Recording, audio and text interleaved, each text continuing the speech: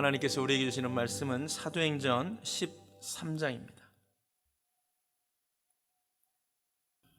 안디옥 교회에서 최초의 선교사를 파송하는 장면을 지난주에 나누었습니다. 예루살렘 본부교회가 아니라 이방인 교회인 안디옥 교회에서 최초의 선교사가 파송됩니다. 가장 중요한 구절이 어디였냐면 2절이지요. 주를 섬겨 금식할 때에 성령이 이르시되 내가 불러 시키는 일을 위하여 바나바와 사울을 따로 세우라 하셨습니다. 성령이 이르셔서 말씀하시되 내가 부르는 자들, 이 영어로 콜링이죠. 하나님이 부르셨어요. 그리고 그게 끝이 아니라 3절을 보니까 이에 금식하며 기도하고 두 사람에게 안수하여 보냅니다. 오늘 4절에도 두 사람이 성령의 보내심을 받아 떠나게 됩니다. 여러분, 최초의 선교사는 사람에게 의해서 불려서 파송된 것이 아니라 성령께서 콜링하시고 부르시고 성령께서 보내신 줄로 믿습니다. 그런데 오늘 본문을 잘 보면 그러한 부르심과 보내심의 체험이 없이, 소명의식 없이 선교지에 따라간 또 한 사람이 있었음을 성경이 밝히고 있습니다. 우리 5절을 한번 보겠습니다. 살라미에 이르러 하나님의 말씀을 유대인의 여러 회당에서 전할세 요한을 수행원으로 두었더라. 이 요한의 풀네임은 마가 요한입니다. 이 사람은 골로새서 4장 10절에 나오는데요, 바나바의 조카입니다. 그러니까 최초의 이 선교 여행에 사실 두 사람이 아니라 세 사람이 갔습니다. 근데 세 사람 중 바나바와 사울은 성령에 의해 부름받고 성령에 의해 보내심을 받은 사람이고, 함께 간 마가 요한은 성령에 의해 부르심을 받은 적도 보내심을 받은 적도 없는데 그냥 따라 나선 거죠. 왜 갔는지는 성경에 나오지 않습니다. 삼촌인 바나바가 같이 가자고 했는지, 아니면 어머니가 너도 따라가라고 했는지 알 길은 없습니다. 그러나 확실한 것은 마가 요한은 하나님에 의해 부름받거나 보냄받지는 않았습니다. 오늘 굉장히 중요한 이야기를 하려고 합니다. 세 사람이 선교여행을 떠났는데 두 사람은 성령의 부르심과 보내심을 받아 떠난 것이고, 한 사람은 그런 부르심과 보내심 없이, 그런 소명의식 없이 따라 나섰다는 것이요. 함께 여행을 가니 정확히 같은 길을 갑니다.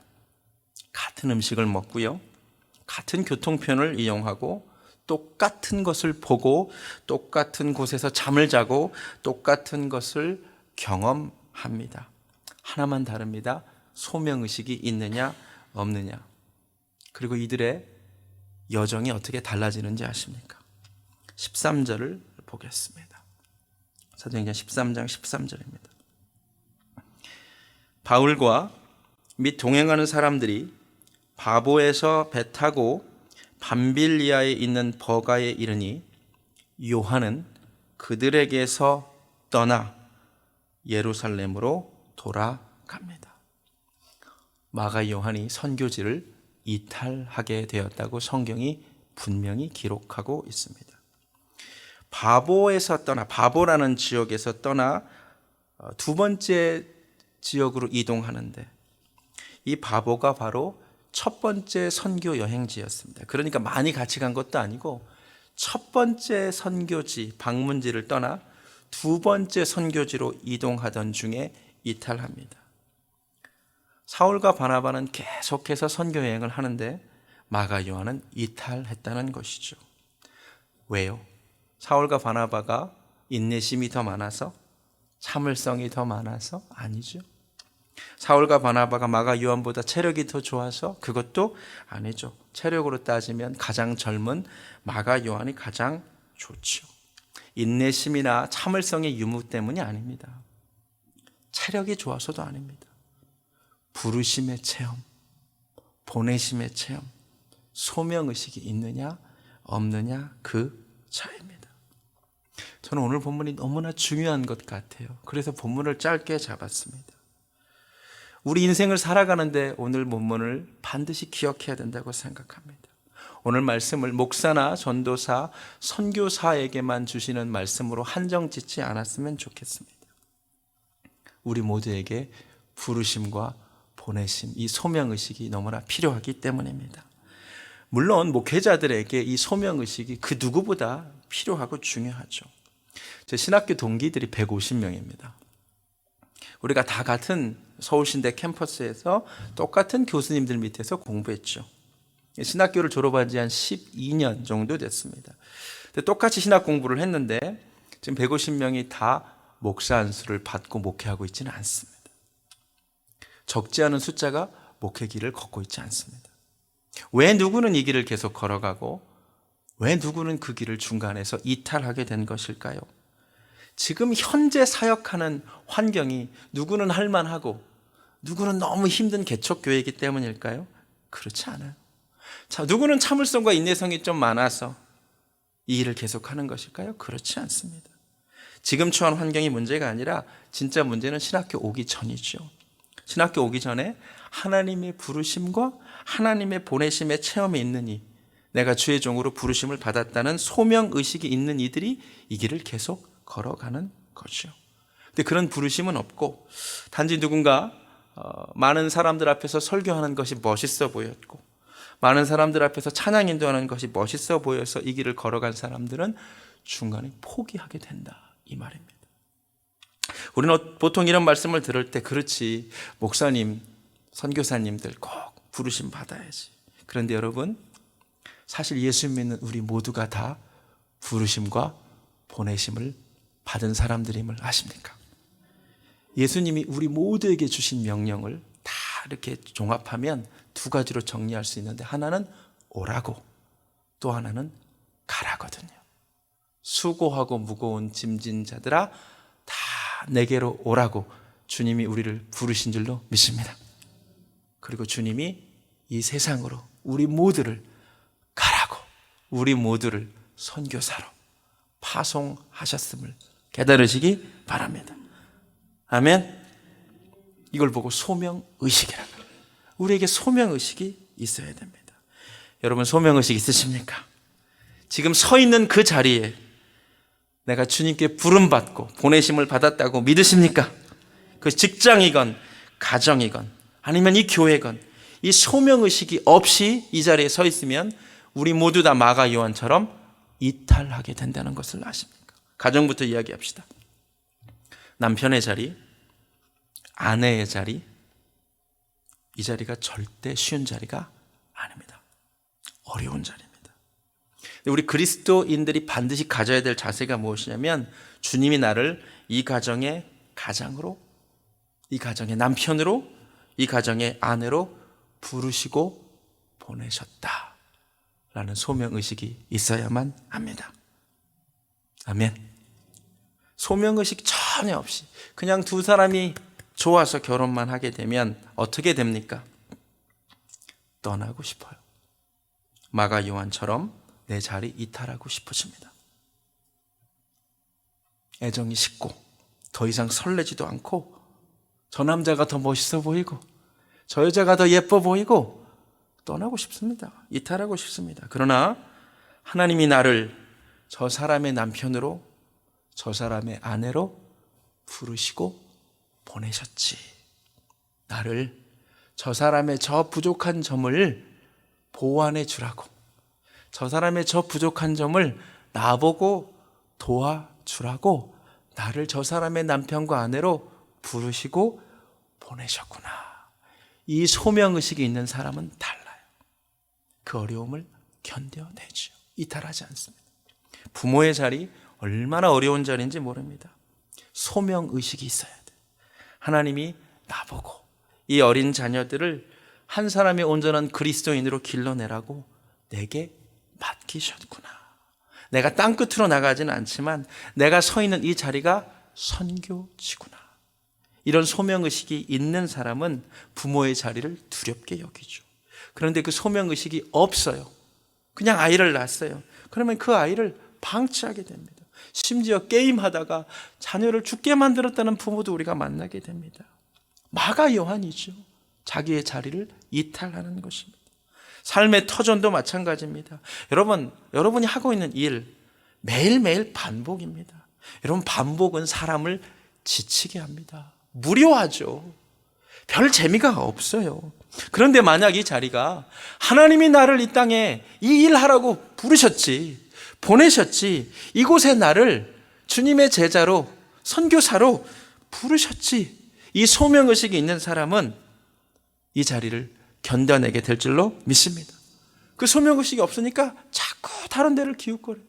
자꾸 그 자리를 떠나고 싶어요. 정말로. 왜? 마가 요한처럼 부르심의 체험과 소명의식이 없기 때문입니다. 교회도 마찬가지입니다. 여러분, 세상에 수많은 교회가 있어요.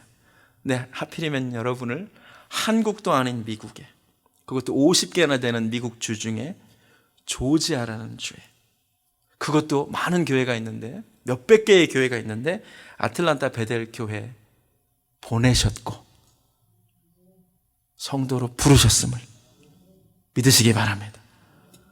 이 소명의식이 있는 사람은 절대 교회를 쉽게 떠나지 않습니다. 나를 이 교회에 주님이 보내셨구나, 부르셨구나. 할렐루야. 이게 없으니까 기분 나쁘면 교회를 떠납니다. 마가 요한처럼 나의 자리를 이탈하게 된다는 것입니다. 교회 사는 모든 사역 마찬가지입니다. 그것이 교사입니까? 찬양대입니까? 성가대입니까? 그 자리를 누가 계속하는지를 잘 보십시오. 소명의식 있는 사람, 이게 내 사명이다 라고 믿는 사람이 그 자리를 계속하는 거예요. 그렇지 않으면 기분 나쁘면 떠납니다. 교회 일은 항상 기분 나쁘면 떠납니다. 진리 때문에 떠나는 걸 제가 본 적이 없어요. 마가 요한처럼 이탈하지 않기를 주님의 이름으로 축원합니다. 저도 왜 이곳에서 목회를 합니까? 여러분, 목회가 저는 너무너무 좋아요. 기쁘고 감사한 일이에요. 그런데 가끔 마음이 어려워질 때는 있어요. 저는 우리 성도님들이 너무너무 좋아요. 여러분이 제 가족과도 같아요. 그런데 찬바람 불면 마음이 스산해져요. 찬바람 불면 고향 생각도 나요. 다 그렇죠? 늙어가시는 부모님, 가족들 생각나요. 저도 한국 사람인데 한국 가고 싶은 마음도 들어요. 그런데 왜 이 자리를 지키느냐? 주님이 나를 이곳에 부르시고 보내셨다고 믿기 때문입니다. 아멘. 여러분, 정말 우리에게 이 마음이 있어야 돼요. 주님이 나를 이 자리로 부르셨지, 주님이 나를 이 자리로 보내셨지. 할렐루야. 우리 모두가 다 성령의 부르심과 보내심을 받은 바나바와 사울이 되기를 원합니다.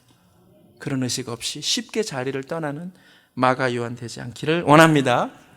그러나 기억해야 될 것이 있습니다. 우리가 부름받고 보내심을 받았다고 해도 그 길이, 소명의 길이 꽃길은 아닙니다. 우리는 오해합니다. 하나님이 부르셨고 하나님이 보내셨으니 내 삶은 형통하겠지, 어려움이 없겠지.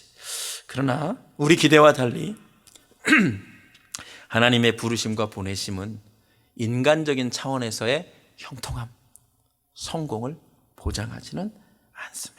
오늘 본문에서 바울과 바나바, 분명히 성령께서 따로 부르시고 보내셨는데 앞으로 다음 주부터 우리가 계속 이분들의 선교 여행을 살펴볼 건데 항상 승리가 있지 않았습니다.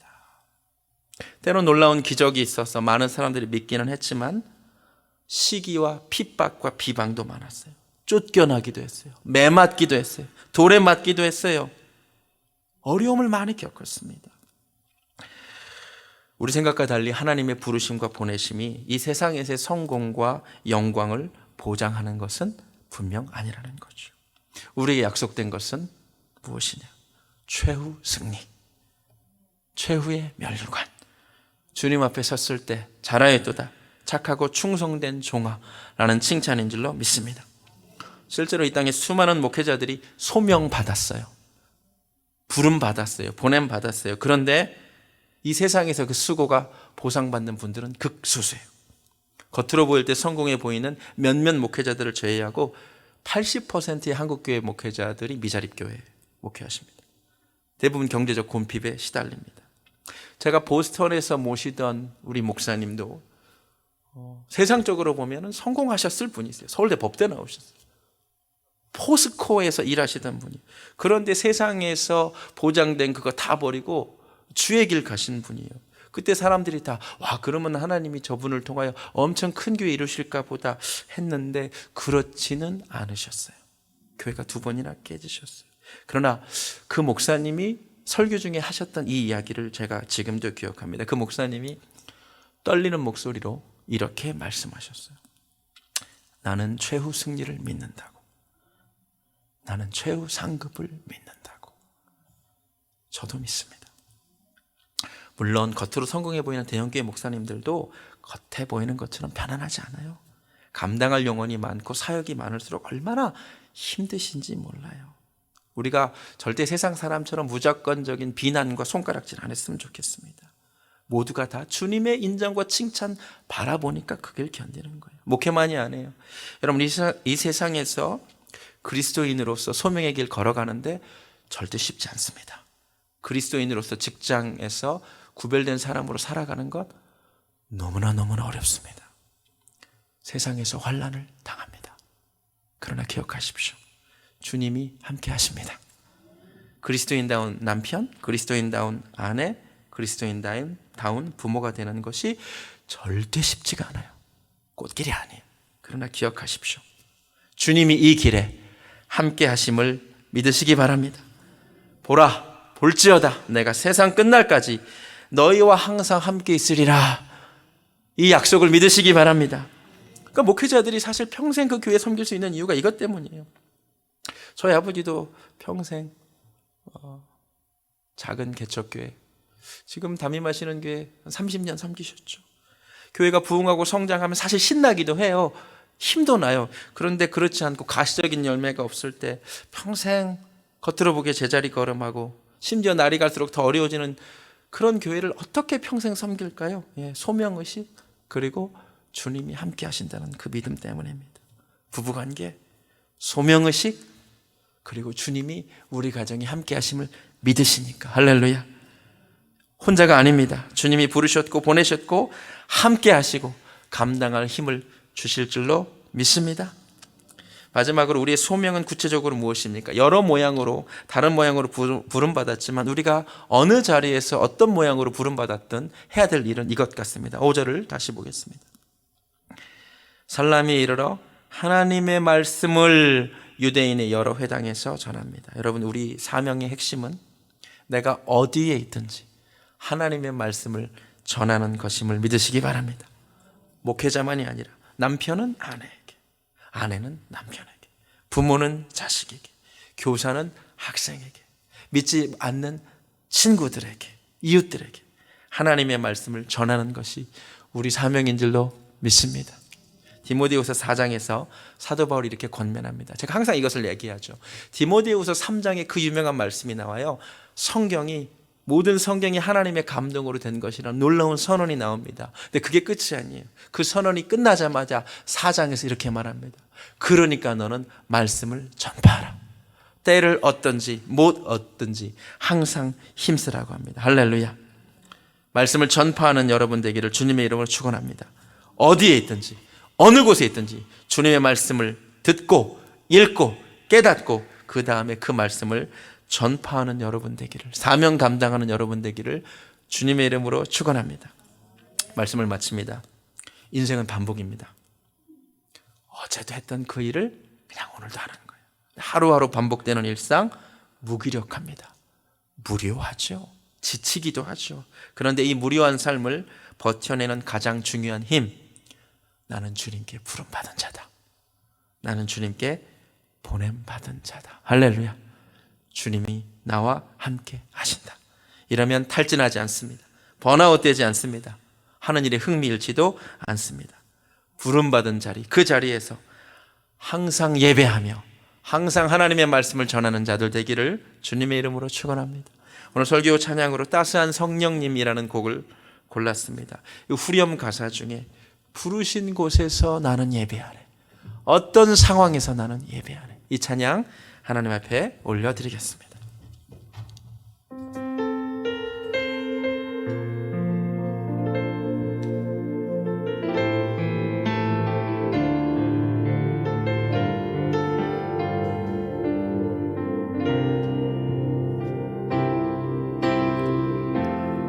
따스한 성령님 마음으로 보내 내 몸을 감싸며 주어지는 편안함 만족함을 느끼네. 사랑과 진리 사랑과 진리에 한 줄기 빛 보내 내 몸을 감싸며 주어지는 평안함 그 사랑을 느끼네. 부르신 곳에서 예배한 어떤 상황에도 어떤 상황에도 나는 예배하네. 부르신 곳에서 나는 예배합니다. 나는 예배한 어떤 상황에도 나는 예배하네. 내가 걸어갈 때 길이 되고 살아갈 때 삶이 되는 그곳에서 예배하네. 내가 걸어갈 때 길이 되고 살아갈 때 삶이 되는 그곳에서 예배하네. 부르신 곳에서 내 마음이 어떠하든지 나는 이곳에 부름받았습니다. 어떤 상황에도 나는 이 자리에서 하나님을 예배하기 원합니다. 부르신 곳에 이 소명의식 가지고 나는 예배하네. 어떤 상황에도 나는 예배. 한 번 더 고백합니다. 부르신 곳에서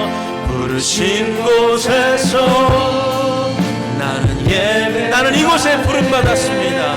어떤 상황에 나는 예배합니다. 나는 예배하네.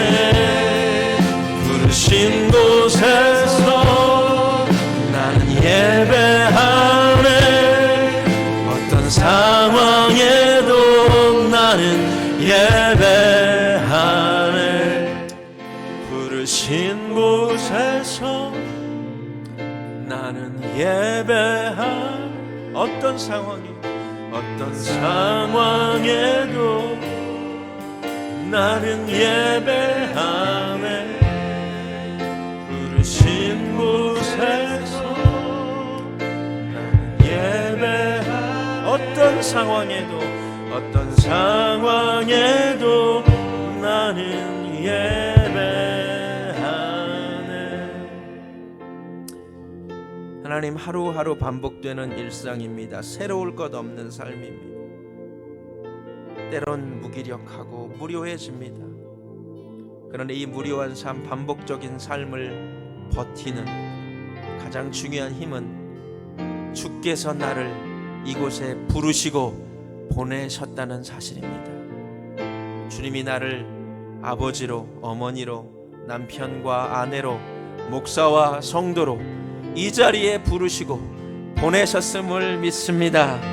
이 사명의 자리, 주님이 보내신 이 자리, 마가 요한처럼 이탈하지 아니하고 바나바와 사울처럼 이 사명 마칠 때까지 끝까지 감당하는 우리들 되게 하여 주시옵소서. 부르신 곳에서 예배하며 부르신 곳에서 사명 감당하며 최후 승리, 최후의 면류관, 잘하였도다 착하고 충성된 종이라. 주님 말씀하실 그 칭찬 우리 기다리게 하여 주시옵소서. 이제는 우리를 부르시고 보내신 우리 주 예수 그리스도의 은혜와 하나님 아버지의 극진하신 사랑과 우리 함께 하시는 성령님의 역사하심이 오늘 말씀 붙잡고 이 반복적인 일상, 소명의식 가지고 주님이 나와 함께 하신다는 말씀을 믿고 승리하기를 소원하는 사랑하는 베들교회 성도님들 머리 위에 지금부터 영원까지 함께 하시기를 간절히 축원하옵나이다. 아멘.